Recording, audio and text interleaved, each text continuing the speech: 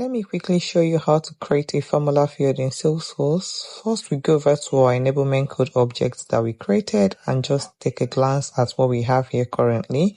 So we have just a name field, but we are going to be creating a field and a formula field. We go over to the settings icon, and then instead of editing the setup, we go over to edit object, which takes us right into the object backend.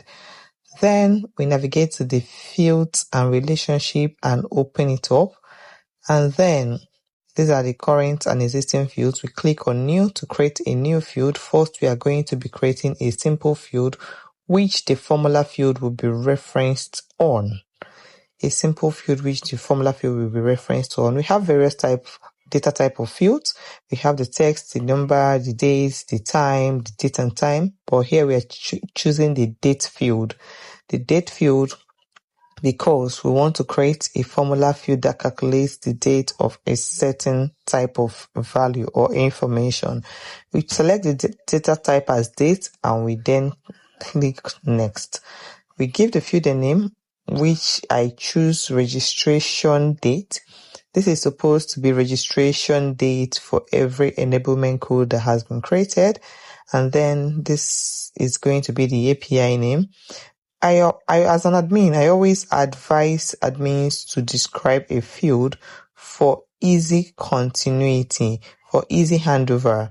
Should there be any reason why you forget why this field was created, you come back to your description field to check why this field was created. It is always very helpful. After the description, for here, I'm just going to say that this field is just going to hold the value of the registration date of the enablement code record or of each enablement code record. Whatever your description is valid so long as it gives you a clue into why this field has been created in the future. Then the next thing we are going to do is to impute the help text. This help text is not for you, it's for the user, the person that is going to be filling the value in the field. So it's just a simple pop-up text that will give the person who is going to fill in the value a clue as to what is going to be or as to the content of the field. So I'm just saying, kindly fill in the date of the registration, and then there are other requirements here. Required means, do you want this field to always be populated or filled before the record is being saved?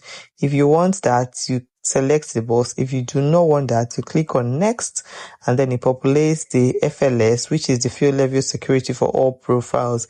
Here, we are not going deep into explaining what this is all about because we are soon going to get to this point. We just keep and click on next, and then it renders the page for the page layout, and then we either click on save or save and new. But I'm clicking save and new because I'm going to be creating the formula field that is going to be calculating the age or the number of days that this field has been filled.